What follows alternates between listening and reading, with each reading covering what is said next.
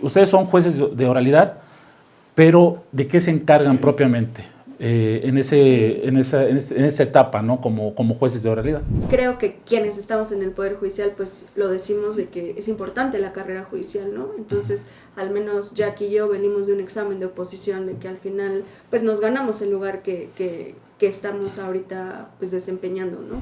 Estaban platicando de las medidas de protección. Digo, o sea, está padre, pero explíquenos qué es una medida de protección. Soy Ismael Mota. Esto es El Defensor. El Defensor.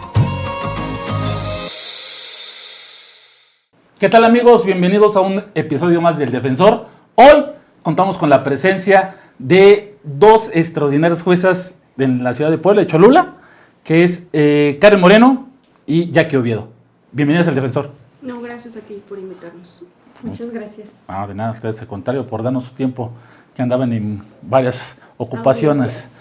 Y, sí, oye, pues es muy complicado el hecho de los horarios que tienen ustedes, ¿no? O sea, realmente andan al full todo el día, ¿no?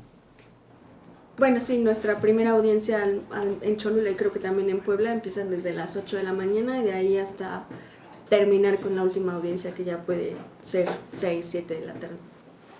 ¿Sí le pueden explicar un poco a las personas que nos hacen el favor de vernos, que creo que son 4, 2 hermanas y ellos 2? Okay. Pero pues, hay que ser honestos, ¿nos pueden explicar justamente cómo desarrollan su trabajo? O sea, ustedes son jueces de oralidad, pero ¿de qué se encargan propiamente en esa etapa, ¿no? Como jueces de oralidad? Ok, como jueces de oralidad vemos 4 juicios respectivamente en materia familiar, que son los divorcios incausados, el juicio de alimentos, juicio de guarda y custodia y juicio de visita y convivencia. Y prácticamente llevamos todas las fases procesales en el juicio oral sumarísimo, como está contemplado en el Código de Procedimientos Civiles, en donde hay una etapa inicial que es la exposición de la demanda, una conciliación, una contestación de esa demanda, una admisión de pruebas, un desahogo de pruebas, una sentencia, y todo eso es en audiencia con el juez y obviamente con el ciudadano. Están los abogados, el ciudadano y el juez. Pero ustedes se dedican y se enfocan principalmente a desahogar las audiencias. Sí, siempre nosotros estamos ahí. Sí, principalmente es eso, el principio de inmediación de que las partes tienen la certeza de que es el juez quien hace la determinación correspondiente. Además, pues usamos mucho el principio de ciudadanía, que es que las partes, o sea, la persona que va junto con su abogado, entienda lo que les estamos diciendo, o sea, un lenguaje ciudadano, de que se vayan salgan de audiencia sabiendo qué es lo que explicamos nosotros en una audiencia, qué fue lo que determinamos, si se dictó alguna medida de protección o se fijó un porcentaje de alimentos o se decretó la disolución del vínculo, que ellos se vayan sabiendo qué fue lo que determinó la autoridad judicial. A mí me gusta mucho en este tipo de juicios, que digo, para nosotros como litigantes ahorita, para mí es, desde que empezó, es muy novedoso el hecho de que ustedes se dirijan a la persona que está presentando la demanda, ¿no? No solamente al abogado, digamos al actor, que en este caso que le está, y al demandado también, ¿no? O sea, el actor y el demandado se llegan a dirigir, o sea, ya figuran dentro del juicio, ya es, o sea, les hablan directamente así como que, y yo he visto reacciones de mis clientes de que, ¿puedo contestar? O sea, ¿puedo hablar?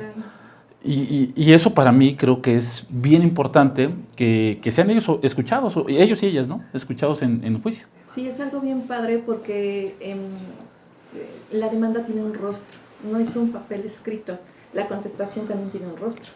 Entonces nos basamos más en esa información que, si bien es cierto, nos expone el abogado, pero también el justiciable o el ciudadano, lo que también nosotros como juezas podemos recabar en ese momento de la audiencia, y eso está padrísimo, la verdad, porque muchas veces no te dan la información completa. Entonces, como tú tienes ahí a la persona directamente quien va a solicitar algún juicio, tú preguntas, y entonces eso lo hace pues maravilloso. Sí, y el ciudadano está encantado, creo yo, porque pues pudo hablar con el juez y le puede decir lo que quiso, ¿no? Y sobre todo exponerlos qué es lo que ellos necesitan, porque si bien el abogado va con su teoría del caso, de cuáles son los hechos, cuáles son sus pruebas en un tema más técnico, digamos, pues sí el señor puede o señora puede venir y manifestarme, oye, pues yo quiero alimentos porque mi hija está enferma o quiero alimentos porque estos son mis gastos. Y nosotros, como dice la abogada, pues precisar todas esas situaciones, ¿no? Por ejemplo, en alimentos, si el señor paga renta, si hay más acreedores alimentarios, cuánto es lo que gana, cuántos son sus gastos, a qué escuela va, o sea, podemos hacer todas las precisiones en la audiencia para que nosotros estemos en oportunidad de dictar la medida correspondiente que sea más benéfica para el justiciable. Y algo padrísimo que yo observo también bueno, el que estén presentes el justiciable es que nosotros creo que desarrollamos una escucha activa, ¿no? Porque a veces se expone la demanda y vengo a promover demanda de guarda y custodia. Pero obviamente en la exposición de la demanda empiezan a decir, y es que el papá o la mamá no se ha hecho cargo de los alimentos desde tal fecha, ¿no? Entonces, nosotros ya escuchamos que no solamente es la guardia y custodia, sino que existe una necesidad de alimentos. Obviamente, cuando nosotros ya vamos a dirigir, decimos, bueno, usted viene por la guardia y custodia, pero yo escuché que también necesita esto. ¿Es su deseo también promoverlo, que lo ejercita, que se lleve a cabo el mismo? Sí, entonces, eso es un plus también.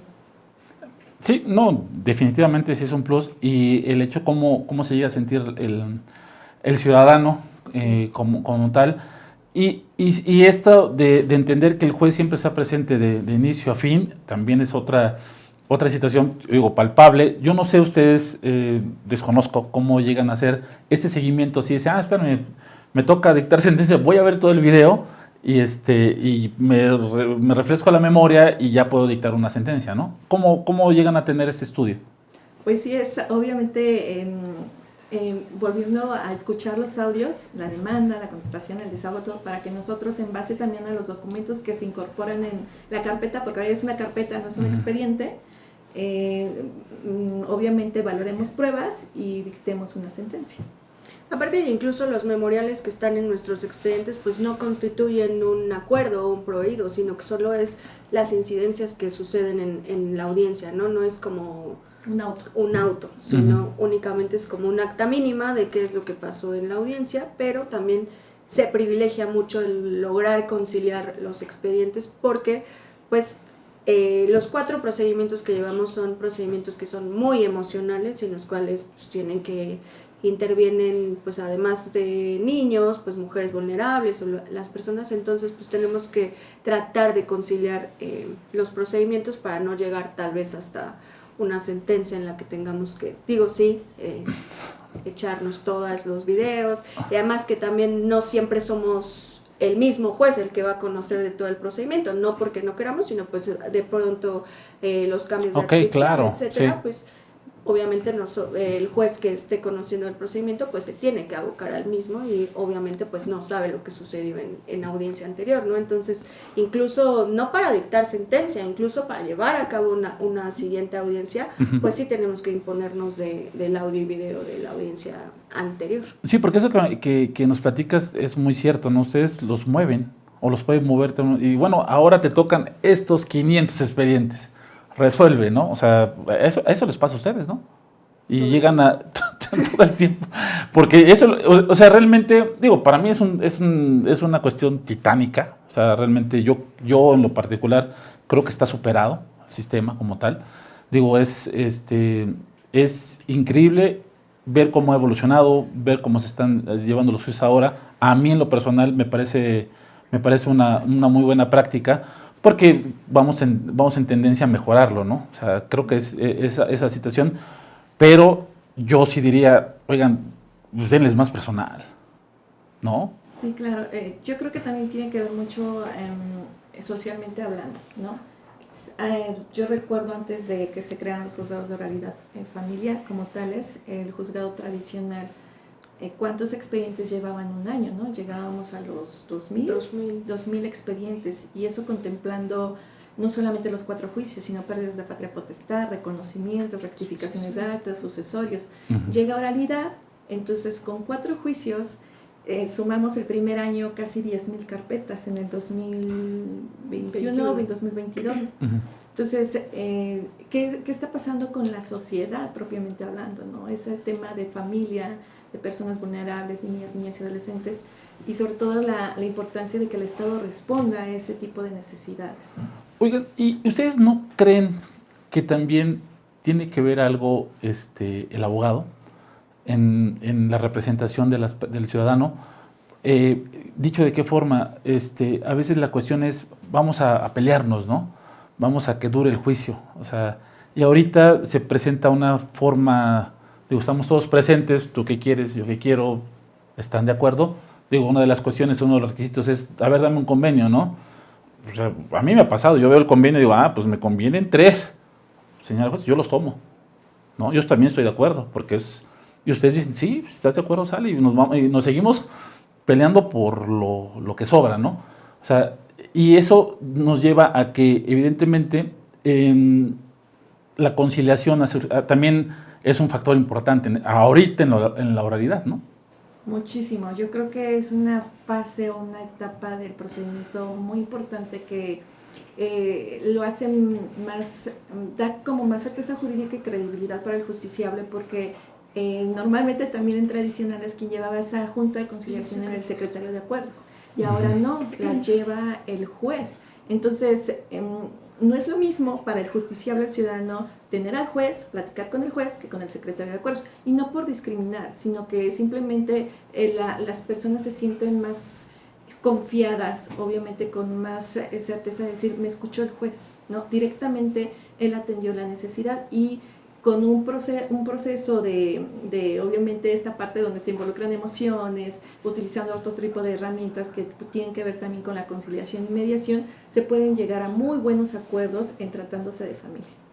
Y además también los justiciables con la certeza de que como autoridades no vamos a hacer un convenio que sea contrario a derecho. O sea, al final ellos tienen la certeza de que estamos haciendo lo mejor para los niños, que es lo más importante para nosotros en los procedimientos familiares. Digo, independientemente de que tengamos que atender al hombre, la mujer, etcétera, pues para nosotros lo más importante es el interés superior de los niños.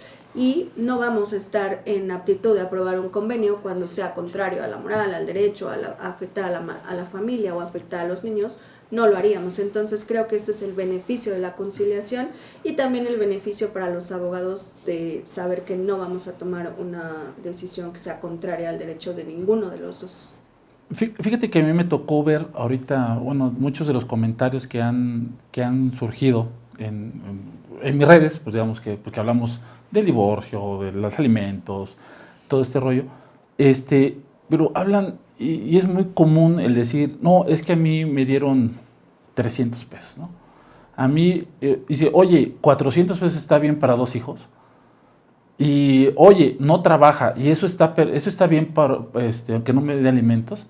O sea, como que hay una idea ahí de me van a dar poco, me van a dar lo que él quiera, o si él no trabaja no me van a dar nada, ¿no? Entonces ahí ese es un problema que yo veo ahorita en lo poco, mucho de lo que nos llegan a escribir, y eso ¿están en lo correcto o es falso? No, no pudiera yo decir que fijamos pensiones bajas o altas, porque atendemos, cada caso es distinto. Y como dijo Jackie, o sea, al final los procedimientos tienen eso, la escucha activa, que nosotros no fijamos una pensión solo porque me diga, gana 50,000 pesos. O sea, al final necesitamos tener todos los elementos que nos permitan a nosotros fijar una pensión, que necesitamos, no sé, por ejemplo, en alimentos, pues una tabla de gastos, que nos acrediten cuáles son las necesidades y la posibilidad del demandado, el hacer las preguntas, por ejemplo, si hay más acreedores alimentarios, si se paga algún tipo de crédito, si se está, no sé, si hay algún otro dependiente económico, si se está pagando un crédito de automóvil, o sea, sí hacemos como todas las preguntas que sean oportunas para que nosotros estemos en posibilidad de fijar una pensión, que al final la pensión que dictamos en primera audiencia pues es provisional. Sí es importante que digamos eso, no en todo momento podemos modificar esa pensión si las necesidades así se consideran. Sí, y sobre todo yo creo que algo importante que decías hace un momento, la parte del abogado, ¿no? Porque, por ejemplo, de repente dices, es que me voy a fijar bien poquito, ¿no? Y bueno, ¿y cuáles son los parámetros objetivos que yo voy a tomar para fijar esa pensión? Si a lo mejor tú como abogado me estás diciendo que él gana esos 50,000 pesos, ok, hay una necesidad por presunción en niñas y adolescentes que se debe de dar, pero eso no quiere decir que los niños a lo mejor gasten 25,000 pesos en alimentos. Como tú en una provisional me pides 25,000, pero ok, me estás demostrando que ellos están estudiando en escuelas privadas, es un documento que tú puedes presentar en la provisional. Claro. Me estás diciendo que tiene un tratamiento de ortodoncia, es un documento que tú me puedes presentar en la provisional. Me estás demostrando que el niño tiene alguna enfermedad crónica, son documentos que a veces no se llevan a audiencia y piden de repente mucho, bueno, ok, pero ¿cuáles son esos parámetros objetivos que tú también me puedes dar a mí para que yo fije esa pensión? Entonces, evidentemente nos vamos con otro tipo de información que se recaban en esa audiencia para establecer esa pensión, ¿no? Muchas veces tampoco dicen que el demandado tiene más acreedores alimentarios menores de edad, ¿no? Entonces, no, sí hay y viven con él, ¿no?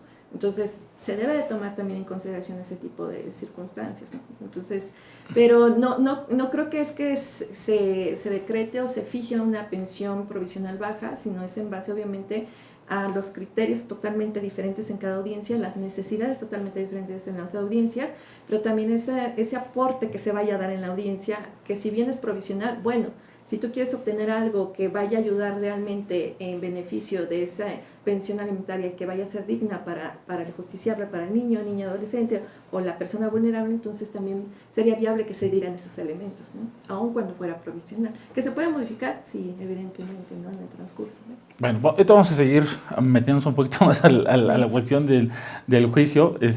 Ya nos seguimos y estábamos pensando, íbamos a hablar de dietas, otras cosas, pero ya no. De la cavitación. Sí, íbamos a hablar de esto, pero ya no, ya cambiamos la situación. Antes de continuar, que sí me interesa que nos puedan hablar muy específicamente de esos dos temas, dos temas que hemos fijado como divorcio y alimentos.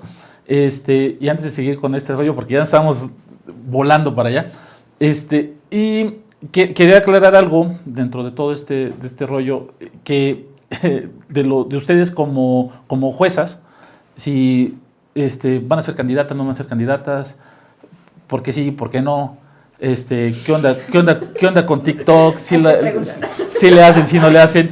No, y mira, se los voy a decir, a ver, vamos a hablar ya las cosas así como son. Yo cuando empecé el podcast, empezamos a grabar hace como más de un año, empezamos los primeros episodios, yo me acerqué al tribunal a decir, oigan, pues denme chance de grabar con los jueces de primera instancia, ¿no? Sí, de hecho me acerqué con un juez, un amigo, y me dijo, oye, sí, ¿sabes qué? Pero, pídelo formalmente pues, con el tribunal para ver qué onda, qué te dicen, ¿no? Pues no le veo problema, ¿no? Presenté mi escrito, bien bonito, lo presenté y todo. ¿Qué fecha estamos que todavía no me contestan? Le digo, pues nunca me contestaron, la verdad. De hecho, la persona que está ahí, una persona me dijo, ¿sabes qué? Ni te van a contestar. No, pocas palabras, no. Dije, bueno, ya yo dirigí mis barcos para otro lado, ¿no? Y ahorita para mí, la cuestión de que se ha dado una apertura, evidentemente, y créeme que para mí el hecho de hacer este podcast es para la persona que lo va a necesitar, ¿no? Yo no le hablo al abogado que va todos los días a juzgados porque pues, no lo necesita. O sea, le hablo a la persona que está estudiando, que está atravesando un juicio, que va a entrar a un juicio, que ya salió también, que no sabe buscar un expediente, que no sabe cuál es el expediente. O sea, hay muchísimas dudas que se ven envueltas en todo esto, ¿no? Entonces, para eso yo quiero, y que no me lo crean a mí como abogado, porque van a decir, oye, yo tengo un sesgo porque yo quiero que me consultes a mí. Y no, oye, te estoy trayendo aquí a las personas que saben, a los que nos juzgan, y que ustedes mismos les expliquen, ¿no? Les digan por qué, les digan cómo, los cuándos. Y eso es lo padre de poderlas tener acá, ¿no? Y ahorita que ya se da la apertura, digo, después, sí, digo, realmente para mí es después de un año. O sea, de que no se podía, ¿no? O sea, y realmente yo le agradezco pues, mucho a Adolfo que vino, que se presentó y me dijo, no, yo sí voy, no sé qué, no sé cuándo. Dije, pues qué bueno. He tenido jueces, lo curioso, ¿no? He tenido jueces de otros lados, he tenido magistrados de otros lados, pero aquí en Puebla nadie puede venir. Y bueno, por no eso, nos habías invitado a nosotras. Por eso. tal vez me equivoqué. No, tal vez me equivoqué, pero ¿sabes qué? Yo también no me quería, yo no les quería causar una afectación. Y aparte nunca se puede hablar con ustedes. Esa es otra situación. No, o sea, realmente están ocupadas. O sea, bueno, digo, independientemente de eso, también considero que es un beneficio que tiene el juicio oral sumario, sumarísimo, que no tenemos que estar hablando con los abogados o con las partes, sino que todo lo que tengan que decirnos, que nos lo digan en audiencia, porque ahí es donde vamos a determinar lo correspondiente y además para que no se preste a lo que muchas veces se puede ocasionar, ¿no? Es que la juez ya está hablando con la contraria y de pronto llegó el abogado de la contraria y ya me vio hablando con... O sea, creo que eso también es un beneficio que tiene el juicio oral, independientemente de la pregunta que nos acabas de hacer. Ahora nos regresamos a la pregunta que les acabo de hacer. Ya nos ahora sí vamos a atacar la pregunta. Bueno, en ese caso yo la verdad no intenté ni postularme esta vez para pues, el Poder Judicial Federal. La verdad es que sí me interesa como más el Poder Judicial del Estado. Siempre me he estado, o sea, tengo carrera judicial en el Poder Judicial del Estado y creo que pues también, creo que quienes estamos en el Poder Judicial pues lo decimos de que es importante la carrera judicial, ¿no? Entonces, al menos Jack y yo venimos de un examen de oposición de que al final pues nos ganamos el lugar que estamos ahorita pues desempeñando, ¿no?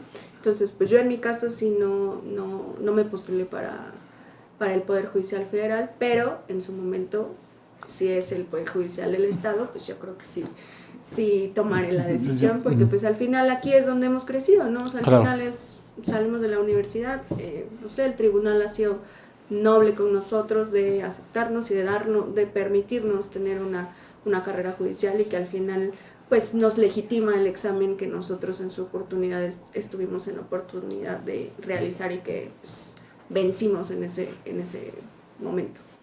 Ok. De igual manera, no me postulé. Sinceramente no es como mi top.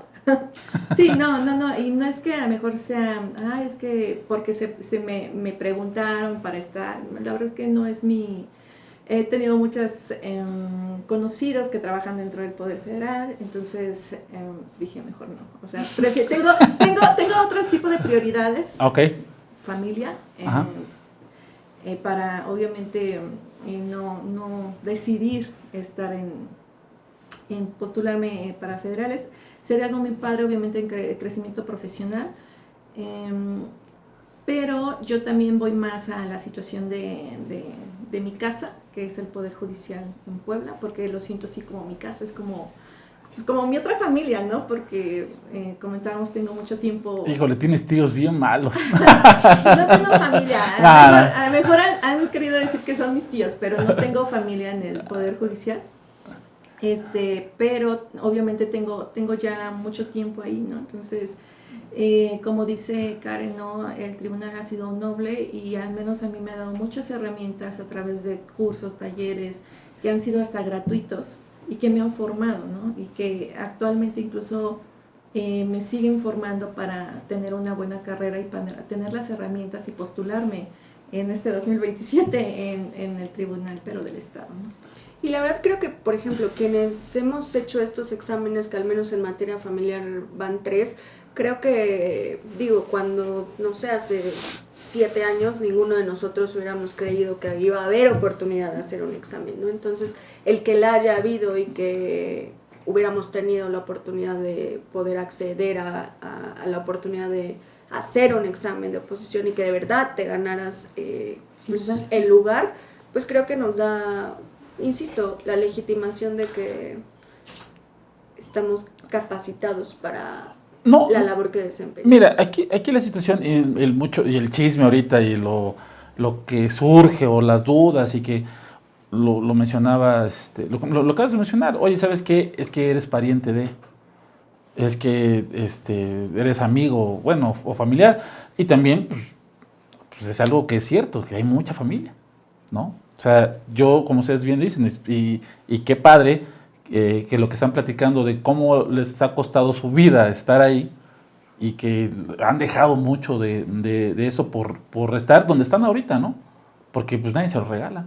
Sí, claro, ha sido creo que un proceso de esfuerzo, de estudio, de siempre estar a la vanguardia también de los nuevos conceptos, de la evolución en la situación de los códigos, ¿no? Porque nuestra sociedad va cambiando, entonces también nuestro derecho tiene que ir cambiando, ¿no?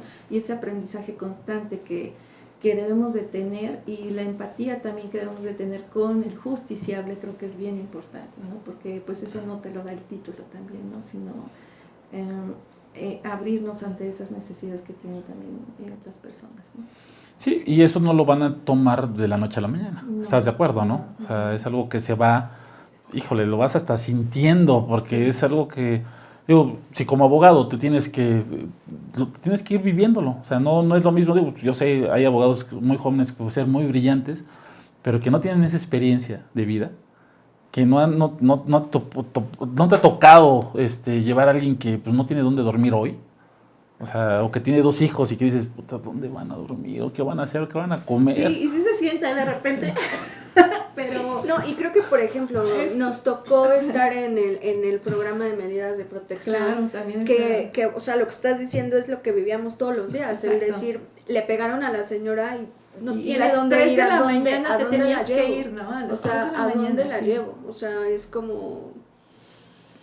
Y digo, no nos podemos casar con nuestro trabajo y al final dices, bueno, pues yo termino mi guardia y ya me voy a mi casa, ¿no? Me desconecto. Pero, pues, por ejemplo, en el programa de medidas de protección era 24/7 y mañana tengo que darle seguimiento a ver dónde durmió la señora, ¿no? Entonces, Te tenías que quedar a trabajar. aunque lo comentes como chiste de, ay, ¿dónde te duerme la señora? Para nosotros sí es algo real. Yo nunca ¿no? dije que fue chiste, pero yo, No, pero yo les daba un pero sí espacio. se Pero siente digo esa parte, ¿no? que también Sí. yo creo que la sociedad no, un poco no sabe esta parte en la que, por ejemplo, el programa de medidas de protección, ya ni siquiera voy a un procedimiento de alimentos, era al momento, ¿dónde llevo a la señora a dormir? ¿Sabes? Es que Karen, vivirlo es muy diferente, es completamente diferente para el ejercicio de la profesión.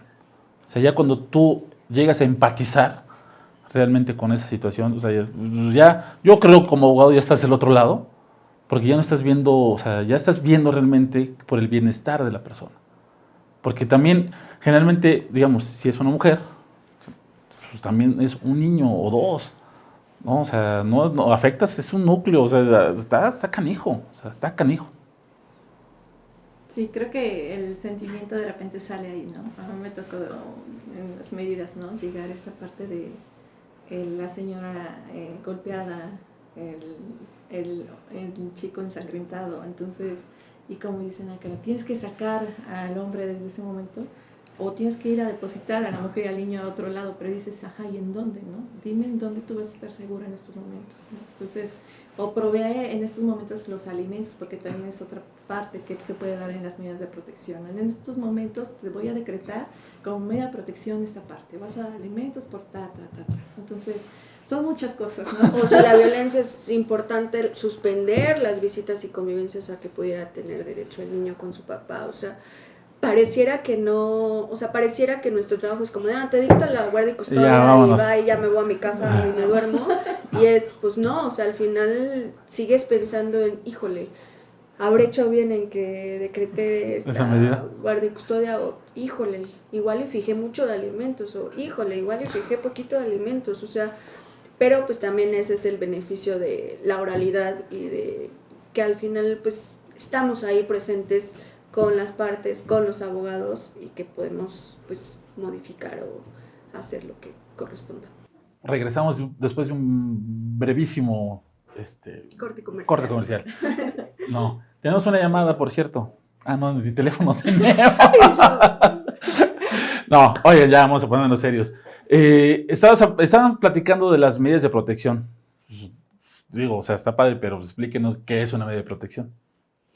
Bueno, las medidas de protección son justo eso, medidas cautelares que nos permiten tomar una determinación para salvaguardar a alguna niña, niño o adolescente que esté sufriendo, bueno, en este caso en medidas de protección en favor de víctimas de violencia familiar, pues el evitar que se siga dando la violencia que pudieran estar sufriendo ya sean las mujeres, los niños o niñas, niños o adolescentes en el momento que nos dé la oportunidad también para que la persona afectada pueda tener oportunidad de ejercer las acciones correspondientes, ya sea, por ejemplo, denunciar los hechos por violencia familiar.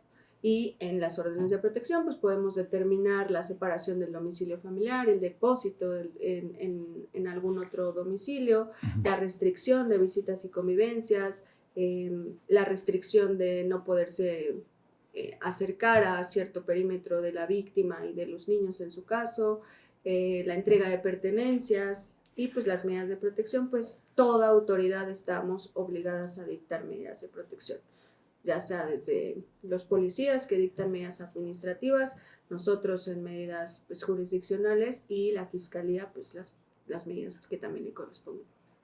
Ok. Lo explico muy bien. ¿Estamos bien, Jackie? Perfectísimo. Perfecto. Sí. Oye, a ver, tengo una duda, digo, para meternos a un ejemplo y tal vez nos puedan ayudar más con esta situación. Digo, regularmente lo que llega a pasar en una medida de protección es, ¿sabes qué? Como bien lo dices, separan digo, regularmente es al hombre, que lo separan del domicilio, pero aquí de las dudas que se llega a tener es cuánto tiempo lo tienen que separar, sí, cuánto duraría el tiempo para que ellos, obviamente, ya presentes su denuncia, ¿no? Ya lo presentaste. Ahora, ¿qué pasa? ¿Qué sigue, no? Bien, existe una ley, ¿no? Hay una ley de acceso a las mujeres a una vida libre de violencia, existe la general que abarca toda la República Mexicana y la del Estado de Puebla. Y en sus artículos establece las medidas de protección que Karen ha referido y también establece una temporalidad, ¿no? Esa temporalidad determina, si no me recuerdo, son 60 días, pero que pueden ser ampliadas según obviamente las circunstancias o el peligro que pueda existir al momento de llevarse a cabo esa medida de protección. Nosotros decretamos medidas de protección al momento, por ejemplo, de las solicitudes de divorcio incausado o en cualquier juicio, ¿no? Si se solicita en ese momento, nosotros la podemos decretar y podemos tomar como parámetros esos 60 días. Ah, ok. Y se pueden ir renovando. Sí, claro, Sí, totalmente. Se pueden aumentar 30 días dependiendo obviamente del riesgo, pero también no significa que a fuerza tengan que ser 60 días. Tal vez el riesgo sea, no sé, tal vez tengamos nada más que depositar a la señora para que no se acerque el señor al domicilio. Entonces, se hacen llamadas de seguimiento o el seguimiento correspondiente, preguntar, señora, ¿cómo se siente? ¿La ha buscado? Etcétera. Y si ya no existe un riesgo, pues nosotros podemos, en su caso, levantar la medida, que también, como lo mencioné, es el periodo de tiempo que nosotros damos, que no podemos obligar a las víctimas a denunciar los hechos o iniciar los procedimientos correspondientes. Sin embargo, también es el tiempo que tienen ellos, por ejemplo, 30 días para que tú denuncies los hechos y ahora la obligación de dictar medidas de protección, pues también ya le correspondería a la fiscalía en este caso, que ya ellos harían rondines, la visita en el domicilio de cómo es que se encuentra la víctima y pues iniciar la investigación que corresponda. Fíjate que aquí yo entiendo, y ahorita me van a colgar tal vez, pero también me ha tocado ver esas medidas siendo falsas. O sea, como estrategia del abogado, que, oye, no, pues háblale al 911 y di que es no sé qué y no sé cuándo y que saquen a la persona, ¿no? Digo, desde ahí a muchas más. Lleva una responsabilidad, en este caso para quien la solicita, el no llevar un seguimiento propiamente de una denuncia, de un juicio, ¿tienen una responsabilidad? No, creo que es muy importante lo que estás diciendo porque puede llegar a pasar. Creo que algo también que se debe de considerar es que las medidas son preventivas, ¿no? Entonces, nosotros como somos también autoridades de buena fe, al ser un derecho familiar, pues creemos en lo que nos dicen, ¿no? Y basta el solo dicho de la mujer para que yo como autoridad la emita, ¿no? Porque es preventiva. Yo no necesito tener a la señora en el hospital, en el psiquiátrico, para obviamente emitir esa medida de protección. Considero que sí debe de haber una responsabilidad en el caso específico si existiera ese dolo, ¿no? Al momento de emitir esa medida de protección, y que también la autoridad tome cartas en ese aspecto, ¿no? Porque estás utilizando a la autoridad, al órgano jurisdiccional, a fiscalía o a policías para obviamente pues hacer un daño, ¿no? Sí, a otra claro. persona. Entonces sí creo que es y también precisar, también no podemos revictimizar a las mujeres, ¿no? O sea, si una mujer me dice, oye, estoy siendo víctima de violencia, yo tengo que creerle y no puedo ahondar más allá de lo que se pueda, Sí, que no ok. puedo yo seguir haciendo preguntas, ¿no? Estoy de acuerdo, pero también llega un punto, yo considero que sí también es prudente decirle, oye, ¿cómo va tu denuncia, no? Y Sí, digo, o sea, yo podemos creo tal de vez ese punto, porque también... exhortar Ujú. a que se denuncie, pero no podemos obligar a denunciar. Eso sí, no lo podemos hacer. Y además, híjole, es que hay como una línea muy delgada en el tema de la violencia, porque la violencia inicia con una broma hiriente. O sea, no es necesario que la violencia sea, él me está golpeando y entonces sácalo del domicilio, ¿no? Para mí puede ser hiriente Ajá. que, Sí. no sé, que me digan, no sé, estás gorda, Sí. ¿no? Y entonces eso ya para mí es violencia. Y además, pues la violencia escala, inicia con una broma, Una bromita. sigue con una nalgada, continúa con una mordida, ya después un chantaje, celos, manipulación, celos, te encierro, te golpeo. El teléfono, te lo quito, te lo espío. Homicidio, feminicidio, Sí, violación. control. Entonces, y además nos da la pauta de que cuando existen niños, pues se puede llegar a normalizar esa violencia, porque al final la violencia pues es psicológica, es física, es económica, es patrimonial, es vicaria. O sea, hay todos los tipos de violencia que por eso digo, hay una línea delgada en ese tema de decir, es que no está sufriendo violencia. Y sabes qué, perdón, yo creo que es también muy importante que la medida de protección, yo lo veo como un traje a la medida, ¿no? Porque tú vas a actuar o vas a decretar esa medida de protección en base realmente a esa necesidad que tiene la mujer, ¿no? A lo mejor me estás pidiendo la separación de domicilio, pero lo que yo estoy escuchando realmente es que tú quieres que te saquen del domicilio. Bueno, separen al domicilio, demanda al señor, pero yo estoy advirtiendo que lo que tú necesitas realmente es que a ti te saquen de ese domicilio, porque vives en un núcleo donde está la familia de él, donde a lo mejor eres maltratada por la familia también de él, donde no se te permite a lo mejor tener una cercanía con tus hijos realmente, o realmente los niños son manipulados por la familia de él. Entonces, es ese traje a la medida conforme obviamente a lo que nosotros también estamos escuchando en la audiencia. Entonces, bueno, señora, yo estoy escuchando esto, realmente, ¿qué es lo que usted necesita? ¿A, B o C? Entonces, en base a eso, obviamente decreta la medida de protección. Y además también nos permite eso, empoderar a las mujeres, o sea, que ellas sepan que tienen un tribunal que los va a escuchar y que vamos a hacer todo lo posible para que ellas puedan estar sanas emocionalmente, físicamente, etcétera, porque pareciera, y muchas veces los hombres lo dicen, es que todas las leyes van en favor de las mujeres, pero venimos de muchos años en los que pues la mujer no ha sido considerada en muchos aspectos y que, por ejemplo, si vamos a una medida de protección, como lo comentábamos antes de regresar, ¿no? Hay colonias en las que todavía el machismo es diferente a otras colonias, entonces sí es importante que como autoridades pues hagamos lo correspondiente para las mujeres y que también se puedan empoderar y que no se normalice esa violencia, porque a ver, si el señor está ejerciendo un tipo de violencia con su esposa psicológica y tienen una hija, ella está normalizando esa violencia, entonces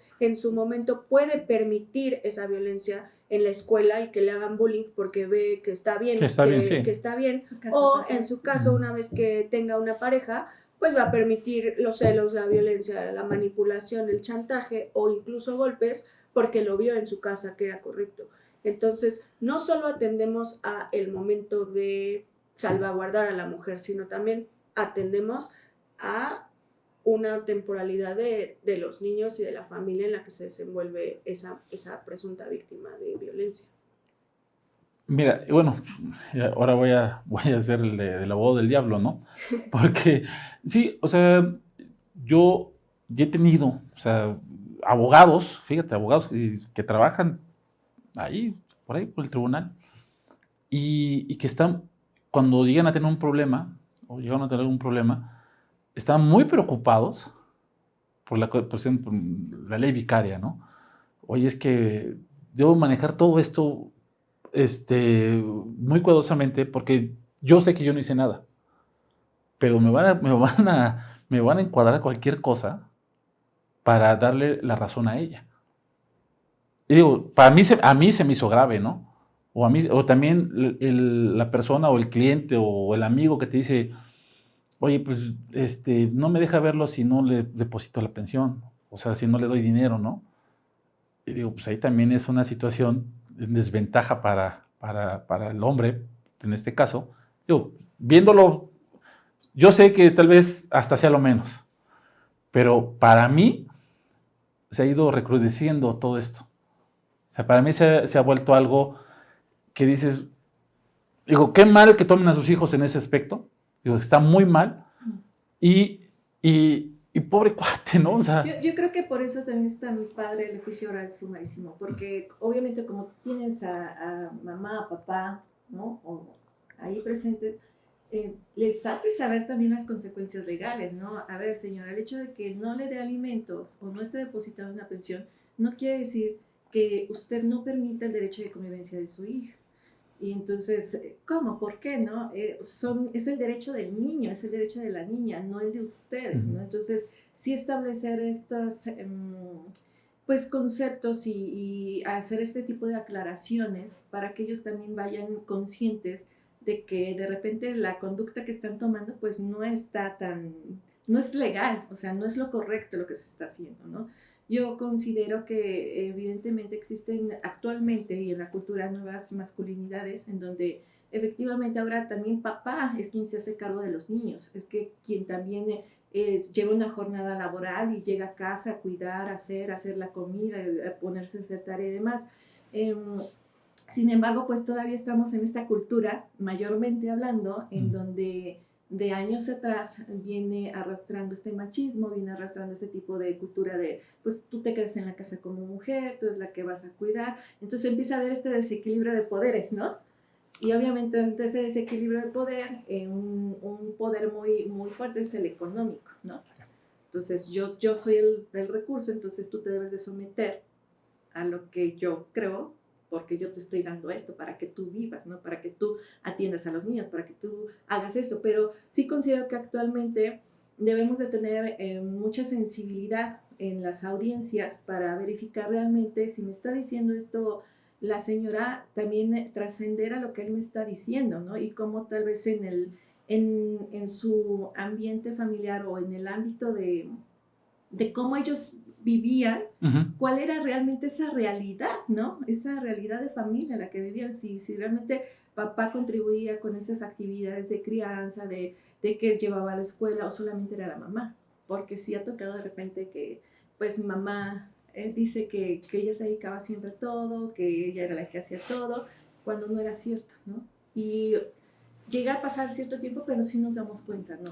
Con pruebas, la escucha de los niños, todo este tipo de circunstancias que dices, no me dijiste la verdad en un principio, ¿no? Sí, perdón, dime, Karen. E incluso al contrario, por ejemplo, las mujeres, y no lo digo desde un tema feminista, pero incluso a veces las mujeres dicen, por el tema social de, es que yo tengo que cuidar al niño, es que el niño está pegado a mí, es que no, ya tenemos que cambiar ese chip. El hombre también tiene labor de cocrianza y obligación de cocrianza. Él también tiene derecho y obligación para que el niño tenga su derecho de identidad, de cambiar el pañal, de llevarlo a la escuela, de ir a la junta de la escuela y de, no sé, de hacer el traje que vaya a utilizar en el festival. O sea, sí ya es importante que cambiemos también ese chip como sociedad de que no la mamá a fuerza es la responsable de toda la crianza del niño, perdón, sino que los papás también tienen obligación de cocrianza. Bueno, yo ahora lo que me ha tocado como papá, yo veo que ya es, a diferencia, digo, yo voy a una actividad de mi hija y no soy el único papá. O sea, ya veo más hombres.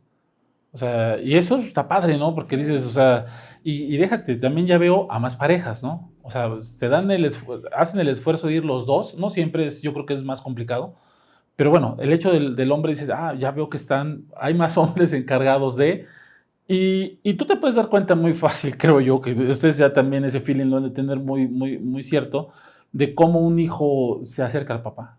O sea, dices, este cuate pues le da de comer, este cuate pues, se encarga de él, se encarga de ella, o sea, ¿por qué? Porque pues, los niños pues, no pueden mentir, o sea, es muy, como decías hace rato, no, Jackie, yo me hago cargo de todo, ¿no? Pero la crianza pues, es un conjunto, ¿no? Es un conjunto de que pues, sí, los tíos, sí, los amigos, sí, o sea, todo tu entorno importa. No solamente el que supuestamente tú te haces cargo de todo, ¿no? Porque tampoco eso no es cierto. O sea, por más que quieras, está enfermo, no, pues échame la mano y tú cuidar un roquito. Y es que una crianza compartida, realmente. Yo creo que debe de ser así. El problema, creo, y yo visibilizo, es que papá y mamá ven a sus niños como objetos, ¿no? Y realmente no como los sujetos de derechos o titulares de derechos, y que solamente lo utilizan como ese objeto para seguir discutiendo esas diferencias que tienen como adultos. Entonces, obviamente cuando están ya con nosotros de decir, a ver, la ley dice esto, ¿no? Y con un lenguaje ciudadano se les explica. Entonces, para que obviamente tengan presente de que tanto la responsabilidad de ver la tiene papá como la tiene mamá, y en conjunto, si ustedes evidentemente dan ese amor, cariño al niño, pues va a crecer pues mucho mejor, ¿no? Claro. Entonces, las máximas de la experiencia dicen que efectivamente si tú das amor a un niño, en el entendimiento de no solamente mamá, ¿no?, sino papá, entonces el niño va a tener un desarrollo mucho mejor, ¿no? Y al final van a seguir siendo familia. O sea, claro. El que estén ahora separados, Híjole. el que ahora estén separados no significa que vayan a dejar de ser familia, sino que hay que superar los problemas que como pareja pudieran tener, pues esas cargas emocionales por N cantidad de cosas que dio la separación, pero al final siempre van a ser familia, siempre van a ser los papás del niño pareja, o de... Sí, ese es un punto yo creo que extraordinario. O sea, siempre va a ser tu familia. O sea, siempre. No va a haber, bueno, cuando te mueras, pues ya, ni te quejas ni dices nada, pero siempre va a ser tu familia. Oigan, y ya para que no nos coma tanto el tiempo y entremos en algo que íbamos a platicar. Vamos a ir tocando, aunque sea un poco o muy por encima los temas, pero sí me interesa que nos puedan hablar. Vamos a hablar de los dos temas, de que es el divorcio incausado y alimentos. Si nos quieren explicar qué necesitamos para terminar un divorcio incausado, empezamos por ahí. ¿Les gusta? Sí. Divorcio incausado, ¿qué necesitamos? Normalmente ya en los juicios orales o marísimos se presenta una solicitud en oficialía mayor, y los requisitos básicamente son el acta de matrimonio, si hay hijos, acta de nacimiento, y pues prácticamente y a la propuesta de convenio, porque la ley determina una propuesta de convenio en base de cómo el actor solicita o quiere arreglar las situaciones del matrimonio y en ese matrimonio. Entonces se llega a la audiencia con el juez y se expone brevemente la demanda en cuestión de tal vez cuándo se casaron, bajo qué régimen, cuántos hijos tuvieron. El juez ya tiene presente en ese momento los documentos, porque con la solicitud llega al juzgado. Llega con los secretarios de acuerdo, y ya el secretario de acuerdo tiene la carpeta con los documentos, ¿no? Entonces ya en la audiencia ya da cuenta, a ver, pues se presentó la carpeta 525 con acta de nacimiento, acta de matrimonio y un convenio.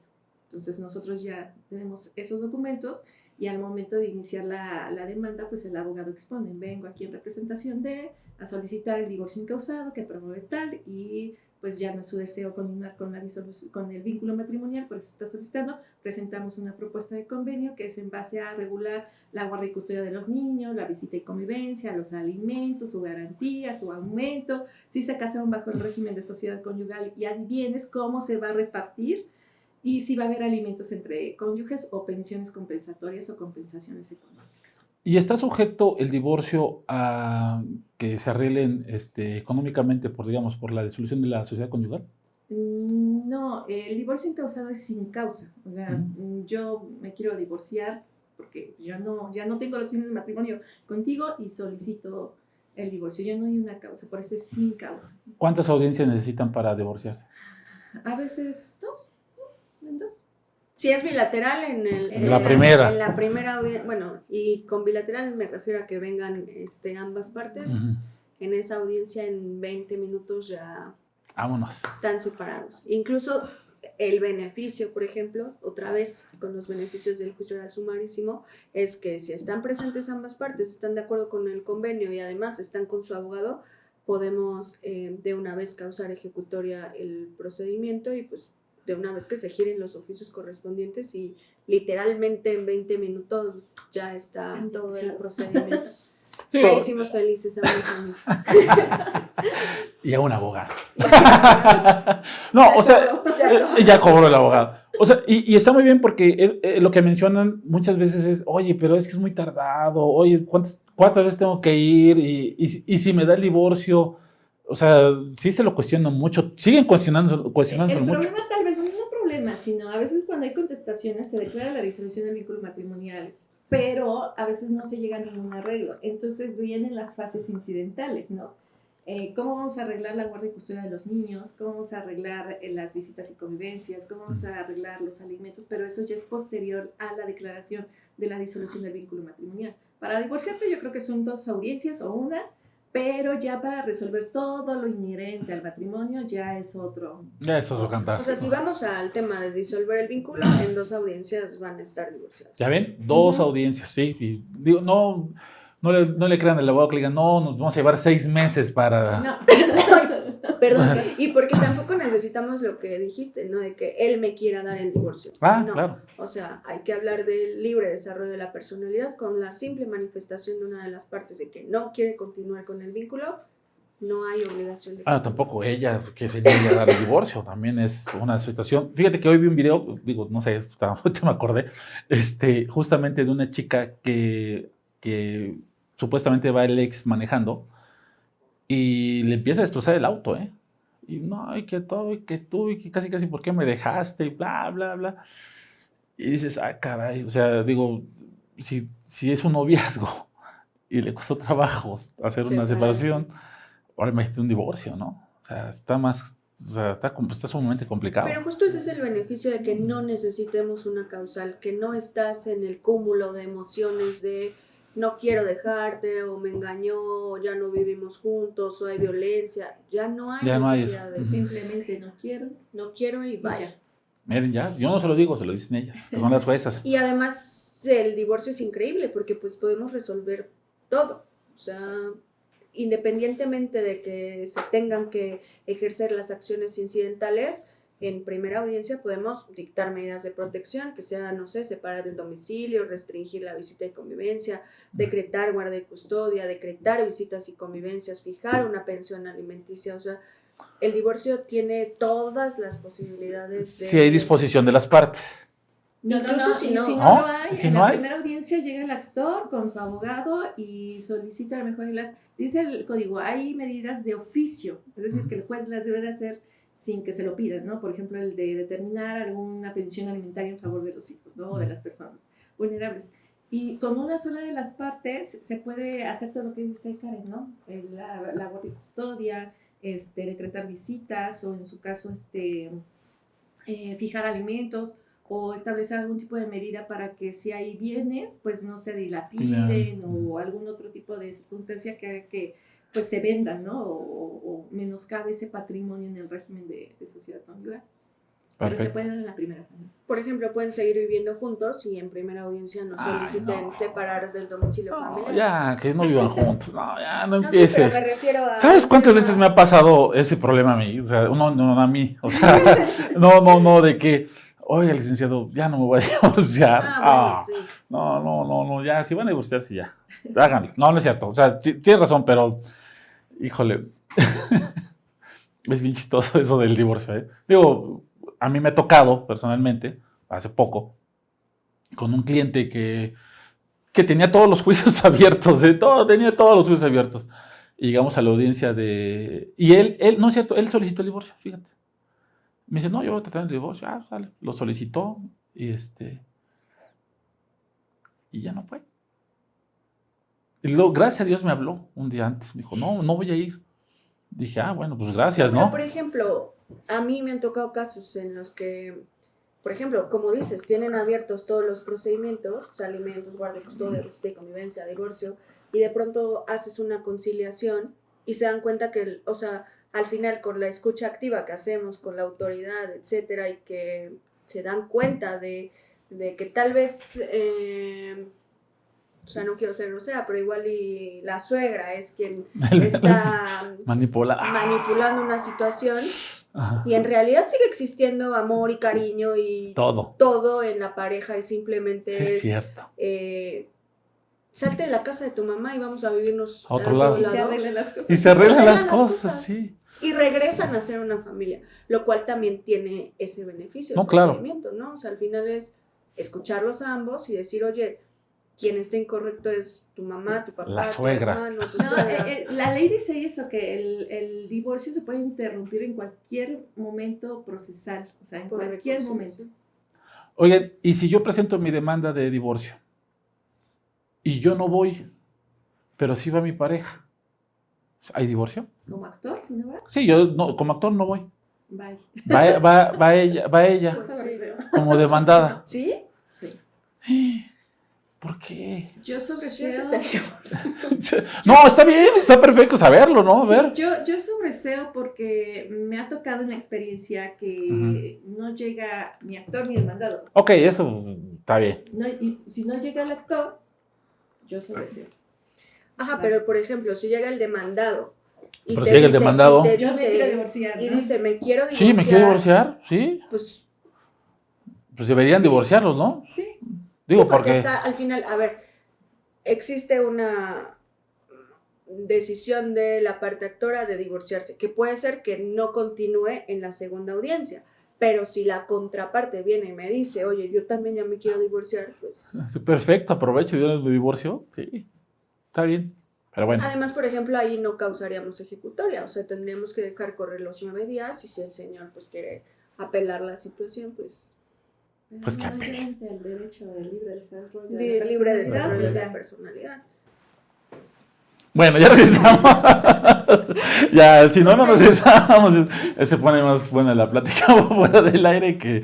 Pero bueno, oigan, ok, ya hablamos de divorcio encausado. Vamos a hablar del juicio de alimentos. ¿Nos pueden platicar? Bueno, Karen, ¿nos puedes platicar qué requisitos necesitamos? ¿Dónde lo presentamos? ¿Qué hacemos? Igual lo mismo, en oficialía común de partes, pues se hace la solicitud, que casi estamos dando bueno, el sistema te está dando las fechas casi después de 15 días de que se presenta la solicitud, y pues sí, obvio en este procedimiento de alimentos, como ya se mencionó en el transcurso de la plática, pues es que se acredite la posibilidad económica del demandado y la necesidad de los acreedores alimentarios. Si bien en menores de edad se infiere por el artículo 688 la necesidad de recibir alimentos de los niños, sí es necesario que nos den a nosotros las herramientas para que desde la primera audiencia se vayan con una pensión fijada. Y pues obvio necesitamos los documentos que son acta de nacimiento, donde se acredite pues que son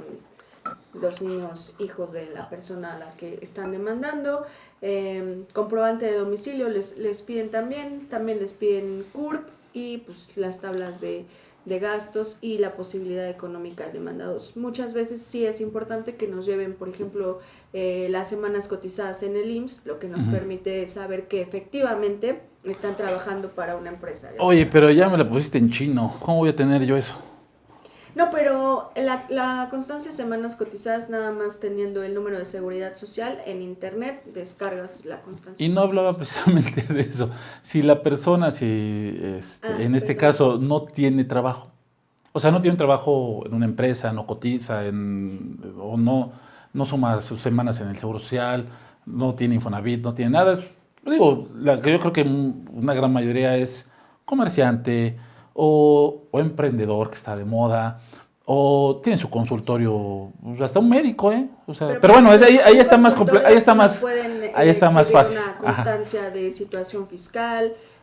Pero yo creo que la pregunta, perdón, yo creo que la pregunta va más, y te digo porque la pregunta que veo más reflejada en redes sociales, que es, oye, a ver, no trabaja. ¿Cómo le hacemos? ¿Cómo le hacemos? Sí, ya sabes que el abogado depende, ¿no? Pero a ver, no, ya no es el abogado, porque decir, depende después, si nos toca Karen, o sea, ya aquí, o sea, no, a ver. Creo que algo muy importante es esa presunción humana de que una persona con cierta edad tiene una capacidad para generar ingresos, ¿no?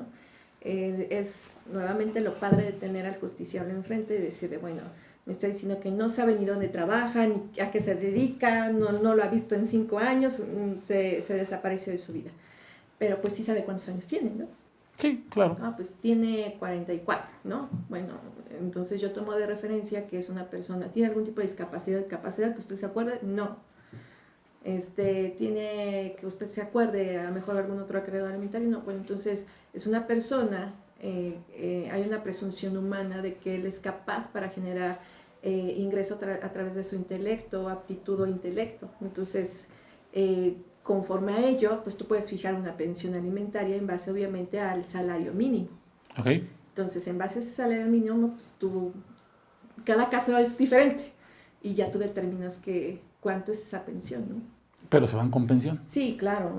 Sí. A lo mejor se desconoce qué trabaja y demás, pero no se desconoce la necesidad. Bien dijo Karen que hay el 688 del Código de Procedimientos Civiles determina 2 requisitos básicos para fijar la provisional, que es la relación de parentesco, un acta de matrimonio, un acta de nacimiento y la necesidad de recibir alimentos. Niñas y adolescentes, una presunción legal, a lo mejor la esposa o exesposa, una presunción humana. Entonces, con esos 2 requisitos, yo ya puedo fijar esta pensión alimentaria provisional. Bueno. La segunda pregunta más recurrente en mi canal o en mis redes es, ¿qué porcentaje me corresponde por hijo? Depende. Sí, ¿Ya depende. ven? ¿Ya ven? Que yo no soy el único que dice depende. ¿Ya ven? Yo afirmo que el depende es el paracetamol de los abogados. Pero bueno, a ver. Aquí todos los casos son distintos. Otra vez, como dijimos anteriormente, un papá puede ganar 50,000 pesos porque es, no sé, es emprendedor, como un papá puede ganar 1,200 pesos a la semana. Entonces, no hay una determinación de, por niño es 15% y por 2 niños 30% y por 5, 50%. No, o sea, tal vez en el de 1,200 pudiera yo estar en aptitud de fijar si es en porcentaje, por ejemplo, fijar 50% del salario y prestaciones. ¿Por qué? Porque pues, son 1,500 pesos. En cambio, si tengo una de 50,000, pues probablemente pueda yo fijar 15, 20% de pensión alimenticia. Aquí puedo tal vez fijar un día de salario mínimo por 30, que me dará 8,000, 9,000 pesos, y aquí tal vez esté yo fijando 10 días de salario mínimo por mes. O sea, es distinto. O sea, los hijos no tienen un porcentaje, si es 1, el 5, si es 2, el 20, si es 3, el 30, si es 4, 50, ¿no? No, va a depender mucho, obviamente, incluso de esa necesidad alimentaria que puede llegar a tener un niño.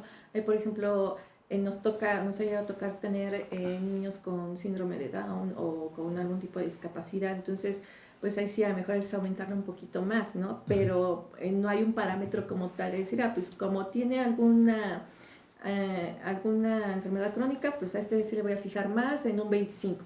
Va a depender también de cuál es esa enfermedad o va a depender de el nivel de vida que también el niño llevaba cuando estaban viviendo juntos, ¿no? Esa costumbre que tenían o que el niño ya estaba acostumbrado a tener cuando vivía con papá y con mamá. Oigan, a ver, y otra duda. si la pensión provisional se fija, ¿no? Ya le fijaron, no sé, en salarios mínimos, un porcentaje, lo que sea, y el juicio se tarda, porque los juicios se pueden demorar en dictar sentencia porque se presenta otro juicio, lo que sea. ¿Puede subir la pensión provisional? Sí, normalmente la ley establece que se debe de, bueno, es conforme al porcentaje del salario mínimo, ¿no? Okay. Es algo que está establecido como tal. Y evidentemente, pues anualmente hay un aumento al salario, entonces por ende la pensión también debe de ir aumentando, al menos por ese porcentaje, ¿no? ¿Pero eso lo hacen ustedes? Sí, bueno, sí, nosotros... Por ejemplo, es tan simple como ¿no? Si el año pasado se fijó una pensión de 10 salarios mínimos, el año pasado creo que eran 248 pesos. Si este año son 278.80, claramente esa pensión alimenticia ya aumentó. En automático. O sea, no necesitamos determinar toda vez que por el acuerdo... Bueno, pero espérame, no, es que hay gente bien lista, o sea, dicen, no, a mí me pusieron ahí, porque bueno, al final dicen salarios y ponen una cantidad, sí ponen 5,000 pesos, algo así. Se precisa vigentes en la entidad, entonces no es que la vigencia va a ser solo en el momento que la decretamos. Hay que pensar también en la inflación, etcétera. A ver si hace 15 años se fijó una pensión de 30 días de salario mínimo, tal vez en ese momento eran 1,500 pesos, porque el salario era distinto al que es ahorita. Ahorita son 278.80, o sea, ahorita incluso esa pensión que se fijó en su momento puede ser impagable para... Sí, y yo me refiero un poco también a que el deudor pues no necesariamente lo va a hacer de buena fe. O sea, va a decir, ya subió el salario, ahora yo... Porque digo, finalmente no cobra un salario mínimo, no cobra como gane, y no va a decir, sí, yo ya aumentó, ya vi que aumentó, digo, tontamente, porque insistimos, pues es para su hijo o su hija o lo que sea, ¿no? Y esa situación, yo he visto cómo se queda en el olvido para muchas personas. Que, pues sí, me está pagando, no resuelven, pero pues me sigue pagando. Digo, ¿ya la actualizaron? No, me sigue pagando lo mismo desde hace 2 años. Bueno, recordemos que el desconocimiento de la ley no le exime del cumplimiento de la misma. Entonces, digo, hay muchos que lo dejan así por ese desconocimiento, pero no quiere decir que no deba de cumplirlo, ¿no? Obviamente, si tienen sus abogados, pues ahí sí sería como feito, porque tienes tu abogado, entonces él te tuvo que haber informado también de ese aumento, ¿no? Que debes de cumplir. Bueno, sí, claro. Lo que implica ya la responsabilidad del abogado en el procedimiento. Sí, bueno, también hay ocasiones en que tú como abogado lo dices, o lo insistes, o lo preguntas, o lo planteas, y dicen, luego lo veo abogado. O sea, digo, son situaciones de un lado y de otro, ¿no? Tanto digo, ya el afectado aquí, pues es el menor, yo creo. Tal vez ahorita diga, no sé, tiene 5 años y están bien con la pensión claro, que se le fijó hace 5 años. Sí. Pero ahorita que el niño entre a la secundaria, sus necesidades van a ser otras. Entonces, la mamá, pues, o quien tenga la guarda y custodia, se va a dar cuenta, oye, ya no me alcanza, ¿no? Entonces, tal vez ahí es en el momento en el que, pues, le hacen de conocimiento a la autoridad, ya sea la actualización de la planilla de liquidación de pensiones adeudadas, o en su caso que se precise al señor que ya aumentó la...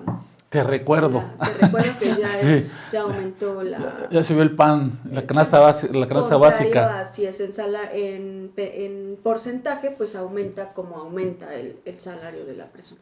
Ok, otra de las dudas muy frecuentes que hay en redes sociales es los matrimonios que duran, no sé, 15, 20 años, o ya los hijos ya están mayores, y ya acabaron de estudiar todo y se divorcian, ¿no? Se divorcian y se queda la mujer en una separación, o simplemente deja de cumplir el marido con los alimentos. ¿Tienen derecho a una pensión? Claro, totalmente. ¿Qué pensión podrían acceder esas personas que están en esa situación? Bien, actualmente se denomina la pensión compensatoria, ¿no? Que eso se origina a partir, obviamente, de un divorcio, de la separación de pareja, y esto tiene que ver con regular ya sea una pensión compensatoria o resarcitoria en favor del cónyuge que se dedicó mayormente a las labores del hogar, al cuidado de los hijos, y que existe esa necesidad para recibir alimentos, porque si estamos hablando de un matrimonio que duró a lo mejor 50 años, nos vamos 50 años atrás, la cultura mexicana, cómo vivía, ¿no? Pues la esposa en casa, el cuidado de los hijos, demás, pues no se desarrolló ni profesionalmente, ni laboralmente, no tiene bienes, y pues todo se le quedó al esposo, ¿no? Entonces Claro. se da el divorcio, entonces hay un desequilibrio económico, de todo tipo. Entonces, ¿cómo se va a resarcir también esa parte del daño, de ese tipo de oportunidades que la señora, en el caso específico, porque hablo por los años, ¿no? Sí. Tuvo en ese momento a la separación del matrimonio. Entonces, sí tienen derecho a que se les fije una pensión alimentaria. Ese también va en porcentaje, va en salarios mínimos, va ¿por qué va? ¿Cómo lo cuantifican? Depende. No, no es cierto. Solamente depende, Sí. porque puede ser que el señor no tenga un empleo en donde le podamos retener la cantidad que hayamos fijado de pensión, o en su caso pues tendremos oportunidad de fijarla en salarios mínimos. Perfecto. Pero sí tienen derecho a esa pensión. Sí, Simplemente. Asistencial o resarcitoria, Perfecto. o las dos. o las dos. Bueno, pues yo creo que ya nos vamos a quitar el tiempo. ya las veo cansadas. No, no es cierto, para nada. Pues no me queda más que agradecerles. Bueno, antes que despedirnos, para sus redes sociales las vamos a dejar en el episodio para que las puedan, las puedan consultar directamente. Digo, yo sé que es una situación el tratar o el acercarse a un juez también a veces es complicado. Para empezar por sus horarios, ¿no? O sea, es muy complicado esa situación, pero bueno, las dejamos aquí a las personas que nos están viendo para que puedan contactarse o mandarse un mensajito Claro o que sí. quejarse, no sé. Entonces, al final, otra vez, estamos ahí para atender a la ciudadanía. Eso, está muy bien. Pero bueno, Karen, Jackie, les agradezco muchísimo su tiempo, muchísimo todo lo que nos pudieron platicar. Y gracias por estar Un aquí en ese placer. espacio. Un placer. No, muchas gracias a ti por invitarnos, por tomarnos en cuenta. Siempre. Gracias. Gracias. Está abierta la puerta para cuando quieran regresar. Gracias. Cuando Sale. nos invites. Próximo episodio también vamos a tener con ellos. No, muchas gracias. Fue muy ameno el tenerlas acá. Gracias, un placer. Gracias. Amigos, gracias por acompañarnos. Les recordamos que cualquier duda, pregunta, nos lo dejan en los comentarios. Por favor, síganos en X, en Instagram, en Facebook y obviamente en nuestro canal de YouTube. Hasta la próxima. Bye.